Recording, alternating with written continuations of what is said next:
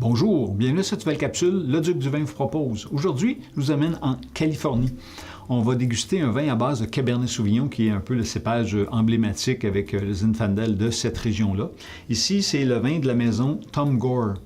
Tom Gore est la deuxième génération de cette famille-là en Californie et Tom a été vraiment, on peut dire, trempé dans le vin très jeune puisqu'il a fait ses premières vinifications, vendanges, devrais-je dire, à l'âge de 7 ans. Donc, ça veut dire qu'on est dans le domaine du vin depuis longtemps et bien entendu, il se plaît beaucoup dans cette région-là.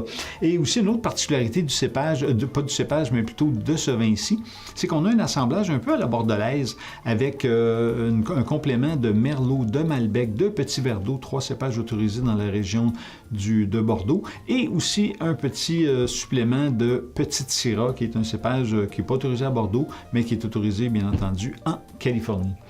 Et ce vin de la pastille fruitée, c'est-à-dire aromatique et charnu, on peut voir que juste à la couleur qu'on s'attend à quelque chose de plutôt costaud.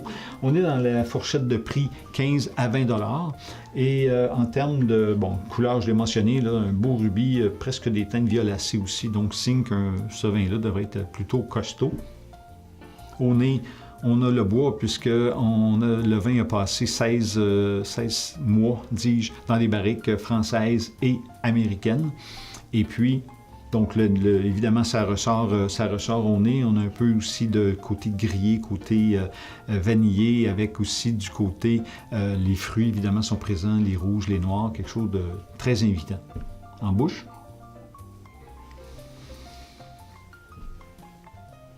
Les tanins, bien entendu, sont présents sur la langue, dis-je. On perçoit vraiment les tanins qui sont là, mais bien supportés avec une acidité fraîche qui fait en sorte qu'on n'a pas une sensation de lourdeur en bouche. Avec le beau temps qui arrive, un beau steak sur le barbecue, vraiment quelque chose d'agréable avec aussi du canard pour être vraiment un très bel accompagnement. Et puis, en termes de potentiel de garde, on pourrait sûrement garder ce vin-là 3, 4, 5 ans à la rigueur. Ça peut être une belle découverte ou à redéguster dans quelques années. Ça pourrait être vraiment quelque chose d'agréable. Sur ce, on vous souhaite une bonne semaine. Santé!